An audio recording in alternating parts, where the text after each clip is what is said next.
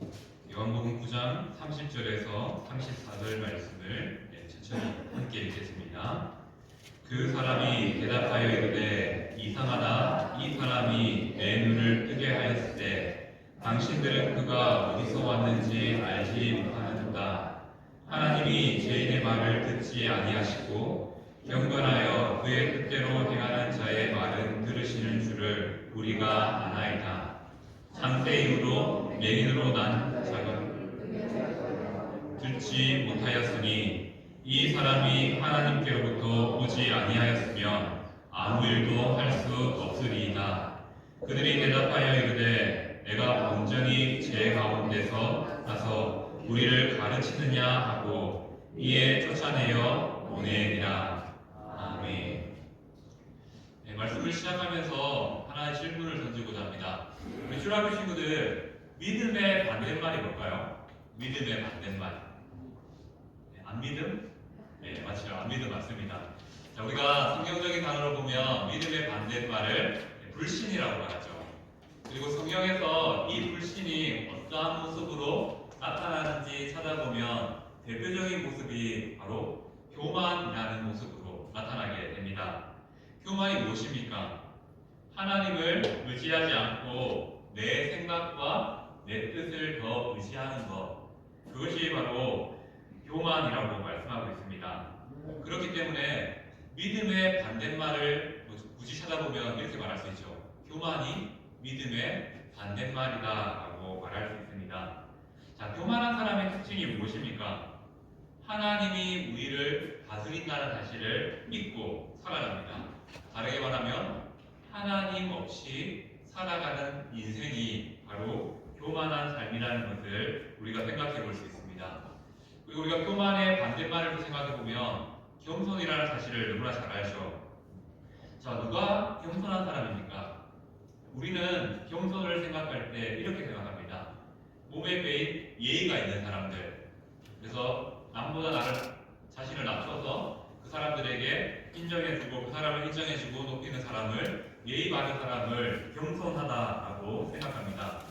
하지만 성경에서 말하는 겸손은 조금 다릅니다. 성경이 말하는 겸손은 무엇입니까? 하나님의 다스림을 기억하며 그 하나님의 뜻대로 살아가는 자를 겸손이라고 말하는 것이죠. 바로 교만은 하나님의 다스림 밖에 있는 삶을 살아가는 사람이면, 겸손은 하나님의 다스림 안에 살아가는 삶을 말합니다. 자, 그런데 문제가 있습니다. 모든 사람은 교만을 가지고 있다는 것입니다. 교만은 내가 원해서 생기고 원하지 않아서 사라지는 문제가 아니라 모든 사람에게 갖춰진 내재되어 있는 속성이라는 것이죠. 우리가 사용하는 문제라는 단어를 어떻게 보면 다르게 설명하면 교만으로 볼 수 있습니다. 우리가 왜 죄를 짓게 됩니까?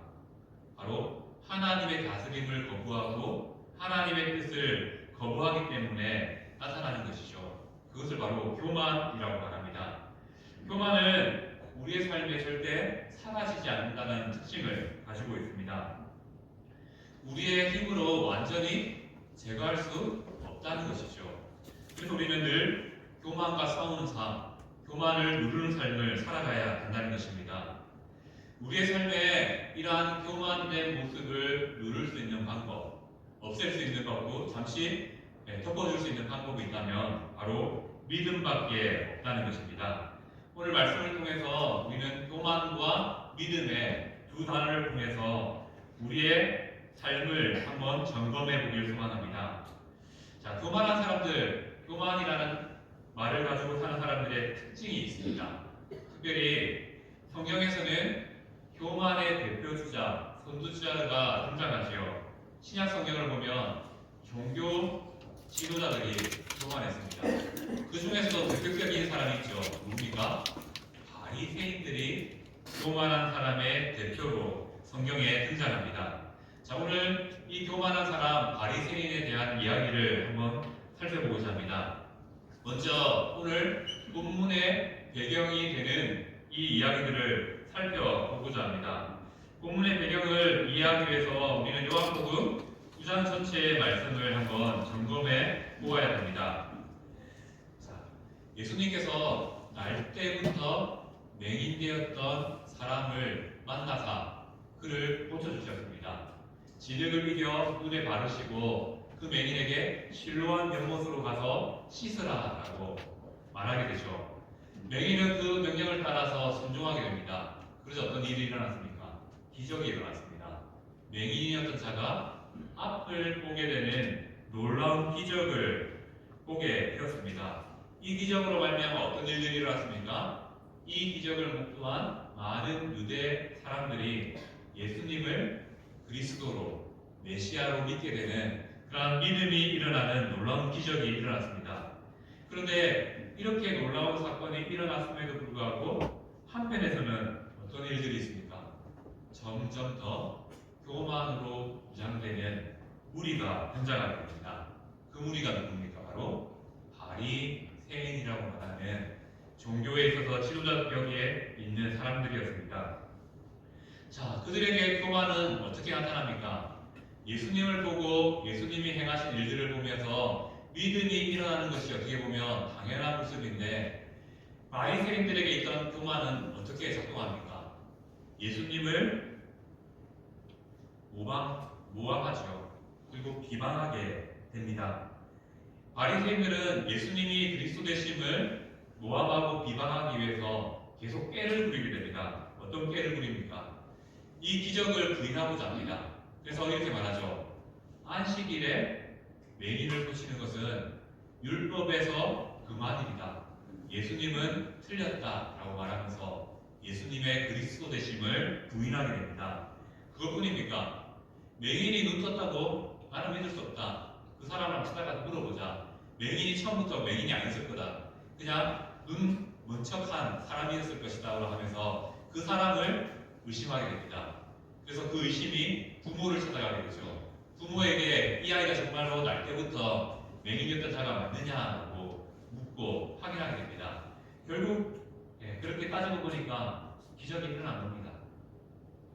사실 맹인이었던 사람이 실제로 눈을 뜨게 된 겁니다. 그러자 바리새인들 어떻게 됩니까? 믿음이 일어나야 되는데 오히려 교만이 작동하게 됩니다. 어떻게 작동하게 됩니까? 이 맹인을 또 모함하죠. 이 맹인이 예수님의 제자다. 그래서 예수님하고 짜고 친 고스톱이라 하죠. 짜고 친 이 판을 만든 사람이다라고 모함하게 됩니다. 그리고 자신의 지식으로 말하죠. 바리새인들이 구약 성경을 봤는데 맹인이었던 자가 눈을 떴던 경우가 없다. 그래서 이것은 성경에서 말하는 기적이 아니다. 예수님은 결코 그리스도가 될 수 없다라고 자신의 지식을 가지고 이렇게 예수님을 모함하고 비방하게 됩니다. 바리새인들이 이렇게 일하게 됐고 이렇게 말하게 된 그 근본에는 무엇입니까? 교만이라는 이 마음이 가득 차 있었다는 것입니다. 교만하니까 어떻게 됩니까? 예수님을 믿지 못합니다. 교만하니까 예수님을 부인합니다. 온갖 방법을 동원해서 자신의 생각이 맞다는 것을 주장하고자 한다는 것입니다. 바로 하나님의 다스림이 그의 사람들의 바리새인들의 삶들에 온전히 나타나지 못했고 오히려 교만을 부르게 된다는 것이죠. 자, 교만은 앞서 말씀드린 것처럼 하나님의 다스림 밖에 살아가는 사람들의 모습입니다. 성도도 교만할 수 있습니다. 성도의 삶 가운데 하나님의 은혜가 멈춰지고 가려지면 교만한 모습이 나타난다는 것이죠. 오늘은 특별히 오늘 본문에 바리새인들의 모습을 통해서 그들의 교만의 증상들이 있습니다. 특징들이 있습니다. 그 특징들을 통해서 우리가 얼마나 하나님 앞에 겸손해져야 되는지 혹여나 우리의 삶에 교만한 모습이 나타나지 않는지 한번 점검해보는 시간이 되기를 소망합니다. 자, 먼저 교만한 자들의 삶의 특징이 있습니다. 교만한 자의 가장 큰 특징이 무엇인지 압니까? 자, 교만한 자의 가장 큰 특징은 자기가 교만한 줄 모릅니다. 아마 이 자리에 앉아 계신 분들은 교만한 분들 없을 겁니다. 왜냐하면 내가 이렇게 하나님 앞에 죄를 지었구나. 나의 삶을 점검할 수 있다면 그것은 교만한 것이 아닙니다. 교만한 사람의 특징은 무엇이냐면요. 자기가 잘못한 것을 깨닫지 못합니다. 자기는 오히려 잘났다라고 생각하면서 이렇게 살아간다는 것이죠. 내가 교만한데 라고 생각하는 것은 그 사람이 그래도 교만하지 않다라는 증거가 됩니다. 왜냐하면 그 사실을 통해서 자기를 점검하고 성찰하기 때문입니다.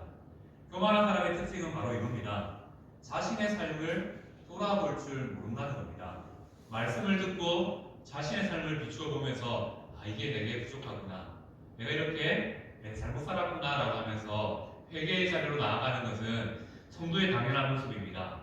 하지만 교만이 싹트면 어떻게 됩니까? 말씀을 들어도 반응하지 않습니다.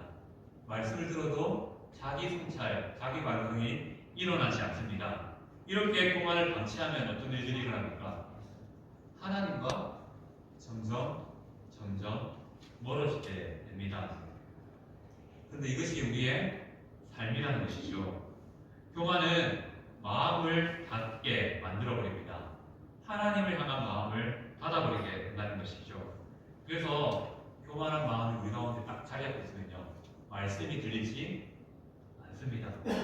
자신을 돌아보지 못하도록 그 교만이 우리를 마비시켜 버린다는 것입니다. 우리는 오늘 그 교만의 증상들을 통해서 자신의 삶을 점검하면서 하나님이 원하시는 겸손의 삶으로 나가길 소망합니다. 자, 교만할 때, 하나님을 향한 마음이 닫힐 때 나타나는 첫 번째 모습이 있습니다. 그 모습은 무엇이냐면, 첫 번째는 정죄하는 의식이, 정죄하는 모습이 나타난다는 것입니다. 하나님을 향하여서 마음이 닫히면요, 자신을 돌아보지 못할 뿐만 아니라 다른 사람을 향하여서 정죄하는 모습이 나타나게 됩니다. 오늘 함께 읽지 않았지만 24절 말씀을 보면 바리새인들이 예수님을 이렇게 말합니다.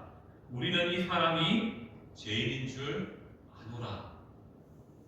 예수님을 향하여서 말하는 겁니다. 바리새인들은 자신들이 가진 기준을 따라서 예수님이 죄인이다라고 단정해버립니다.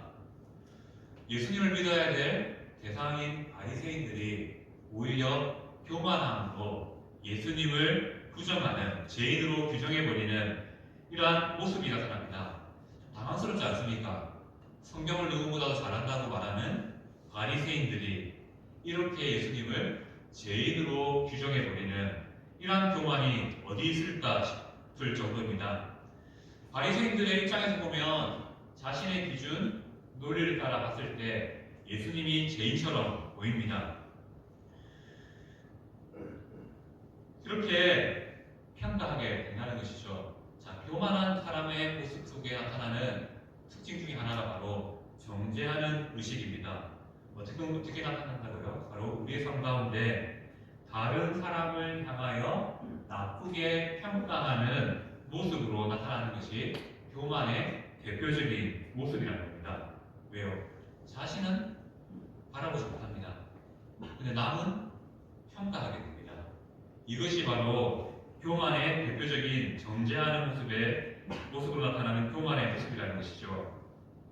타인을 평가하는 모습은 바로 교만한 자에게 나타나는 대표적인 증상입니다. 그 평가하는 기준으로 자신을 돌아보면요, 신앙에 큰 유익이 있습니다. 하지만 교만은 앞서 말씀드렸던 것처럼 자신이 교만한지 모릅니다. 이미 마비되었습니다. 그래서 자신이 잘못된 것을 바라보지 못한 채 타인의 잘못만, 허물만 바라보게 된다는 겁니다. 그래서 이 교만이 무서운 파괴력을 가지고 있습니다. 자신은 의롭고 타인은 정죄하게 만들게 되기 때문이죠. 우리의 모습도 다르지 않을 겁니다. 우리가 신앙의 연수가 더해짐에 따라 우리 가운데는 더 낮아짐의 모습과 더 겸손함의 모습이 나타나야 됩니다. 그런데 웬걸요? 내가 가진 지식, 배워왔던 그 배움의 지식을 가지고 저 사람이 저러면 안 되는데 라고 생각하는 것이 우리의 모습이라는 것입니다. 우리가 느끼지 못한 시점에 교만은 우리 안에 자리 잡아서 내 자신을 파괴하는 모습으로 나타납니다. 거기서 멈추지 않죠. 나만 파괴하고 끝나면 다행입니다. 그런데 그 파괴가 남을 정죄하는 모습으로, 남을 평가하는 모습으로 나타난다는 것입니다. 이렇게 교만은 우리의 삶에 타인을 향하여서 정죄하는 모습으로 나타난다는 것이죠. 이 정죄는 자신을 파괴하고 남까지 파괴하는 그런 무서운 모습으로 나타난다는 것입니다. 그렇기 때문에 이러한 교만을 무너뜨릴 수 있는 방법은 무엇이겠습니까? 예수님을 제대로 믿는 믿음밖에 없다는 것을 기억해야 됩니다. 두 번째, 우리가 교만할 때 하나님을 향한 마음이 닫혀 있을 때 나타나는 두 번째 특징이 있습니다. 무엇이냐면 우월하다고 느끼는 우월의식입니다. 정죄의식과 우월의식은 교만의 동전의 양면과 같습니다. 교만이 이 두 가지의 모습을 동시에 나타낸다라는 것이죠. 자, 28절 말씀을 보면 이렇게 말하고 있습니다. 바리새인들은 자신들이 모세의 제자라고 당당하게 자랑합니다. 모세의 제자라는 표현은 당시 입장에서 보면요, 대단한 겁니다. 어떤 의미를 가지고 있냐면 우리보다 율법을, 구약 성경을 잘 아는 사람이 없다. 우리보다 말씀을 사랑하는 사람이 없다라는 의미가 바로 모세의 제자라는 이 표현 가운데 담겨 있습니다. 바리새인들은 이 표현을 통해서 자신들이 율법을 가장 소중하게 여기는, 말씀을 가장 소중하게 여기는 자들이다라고 자랑하고 있는 것이죠. 실제로 바리새인들은 누구보다도 구약의 율법을 잘 알고 있는 것 사실입니다. 그리고 율법을 누구보다도 소중히 여기는 자들 맞습니다. 하지만 이 생각과 이 마음이 어떻게 나타납니까? 나는 너와 다르다. 나는 너보다 뛰어나다. 라는 우월의식으로 나타나게 된다는 것이죠. 우월의식이 나타난다는 것은, 남에 대해서 평가한다는 것은, 내가 더 낫다라고 생각하는 것은 바로 우리 마음 가운데 교만이 나타난다는 것이고요. 하나님을 향한 마음이 닫혀있다는 그런 신호가 됩니다. 사람은 누구나 남을 평가하는 교만을 가지고 살아갑니다. 그래서 사람들이 모이면 어떻게 됩니까? 남 얘기하기 하는 것이 너무 좋습니다. 또 재밌습니다. 왜 그럴까요? 바로 우리 안에 있는 교만이 그렇게 작동하기 때문입니다. 그리고 남 얘기의 핵심은 무엇입니까? 그 사람을 우리가 칭찬하는 말들을 하면 참 좋겠지만 남 얘기를 할 때 칭찬합니까? 보통 나쁜 얘기를, 좋지 못한 얘기를 합니다. 그 말에 담긴 의미는 무엇입니까? 나는 그 사람과 다르다. 나는 그 사람보다 낫다. 라는 의식을 담고 있기 때문에 그렇게 말하게 된다는 것이죠.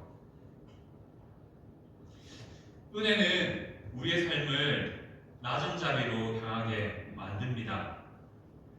신앙의 연수가 우리를 자라게 하는 것 아니라는 것이죠. 하나님 앞에 우리의 모습이 점검하는 그 겸손이 우리를 낮은 자리로 향하게 만든다는 겁니다. 그렇기 때문에 우리는 이 교만을 이기기 위해서 겸손함이 필요합니다. 특별히 우리의 삶을 타인 앞에 세우는 것이 아니라 늘 하나님 앞에 세우는 지혜가 필요하다는 것이죠. 그렇게 살아갈 때 우리 안에 겸손이 나타나 우리의 삶에 나보다 남을 낮게 여기는 그러한 모습이, 믿음의 모습이 나타나게 된다는 것입니다. 그리고 세 번째, 우리가 교만할 때, 마음이 다쳤을 때 나타나는 모습 중에 하나가 무엇이냐면 배우지 않습니다.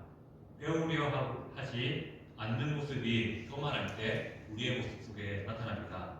오늘 본문 읽었던 34절 말씀을 보면 예수님을 향하여서 또 맹인을 향하여서 우리를 가르치느냐라고 바리새인들이 강하게 말하게 됩니다.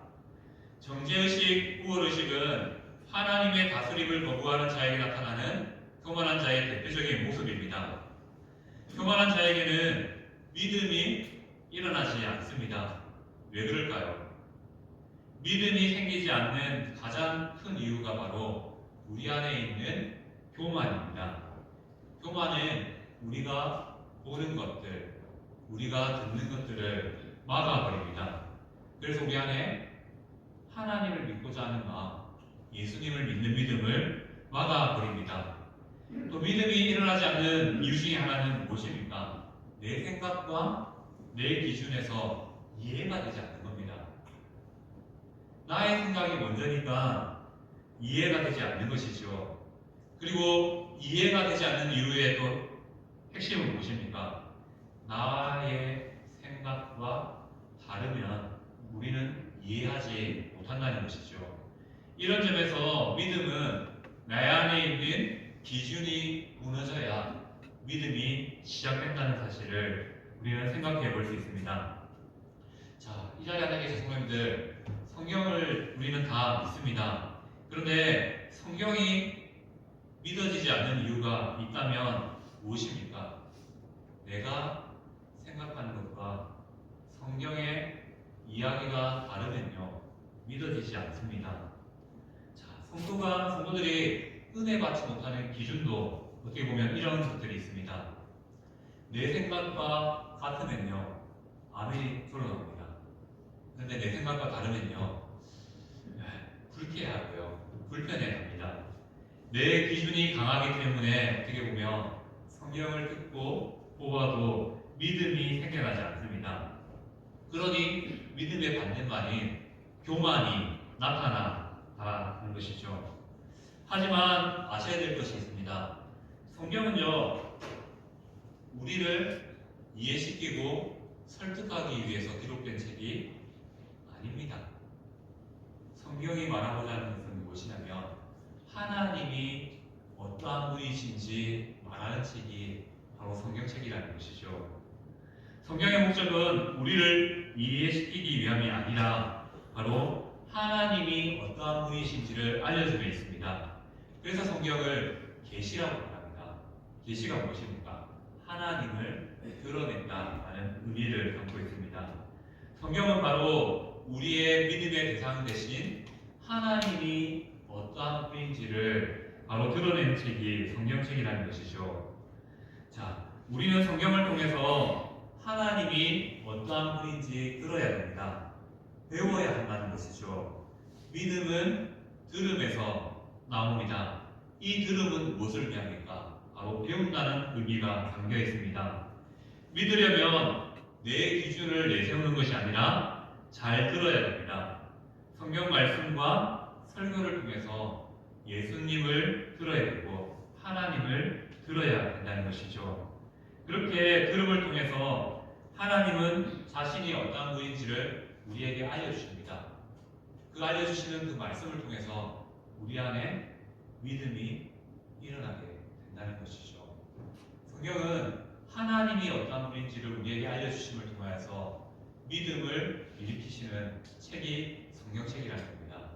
이건 우리를 이런 것들 저런 것들을 통해서 이해시키고자 하는 책이 아니라 하나님에 대해서 말하는 책이 성경책이라는 것이죠. 우리는 이 이야기를 들음을 통해서 우리 안에 믿음이 일어나고 이 이야기를 통해서 하나님을 만날 때 바로 믿음의 삶을 살아가게 된다는 것이죠. 역대하 26장 5절 말씀은 이렇게 말합니다. 함께 읽겠습니다. 하나님의 묵시를 밝히 하는 스가랴가 사는 날에 하나님을 찾았고 그가 여호와를 찾을 동안에는 하나님이 형통하게 하셨더라 라고 말씀합니다. 하나님을 찾는다는 것은 무엇을 의미합니까? 우리의 삶이 겸손함이 있다는 것을 의미합니다. 하나님을 찾으면 교만이 사라지고요. 말씀처럼 형통의 삶이 우리에게 나타나게 됩니다. 하나님을 찾는다는 것은 바로 겸손한 삶의 모습이라는 것이죠. 은혜가 있는 삶의 모습이라는 것입니다. 이러한 삶은요, 하나님 안에 거함을 통하여서 다스림 안에 거함을 통하여서 형통을 약속받는 삶을 우리에게 제공하게 됩니다. 하지만 교만은 하나님의 말씀을 듣지 못하게, 배우지 못하게 만들어버립니다. 은혜가 상실된 삶을 살아가게 합니다. 하나님의 다스림이 있다는 사실을 망각하게 만들어 버린다는 것이죠. 더 나아가서 내 안에 있는 탐욕이 불순종하게 만들고 더 이상 하나님을 의지하지 못하게 만들어 버립니다. 교만이 정말로 무서운 이유는 앞서 말씀드렸던 것처럼 자신을 돌아보지 못하게 마비시켜 버린다는 것입니다. 우리 주위에 우리는 자주 봅니다. 누가 봐도 잘못된 행동인데요.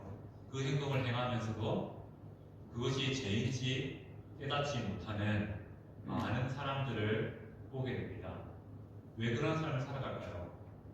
바로 교만이 그의 삶 가운데 자리 잡기 때문입니다. 교만은 안타깝게 자신의 삶을 점검하지 못하도록 성찰하지 못하도록 만들어 버립니다. 마비시켜버리는 것이죠. 자신의 삶의 잘못은 바라보지 못한 채 남을 대해서만 평가하고 말하게 되면 그렇게 우리의 삶을 마비시켜 버린다는 것이죠.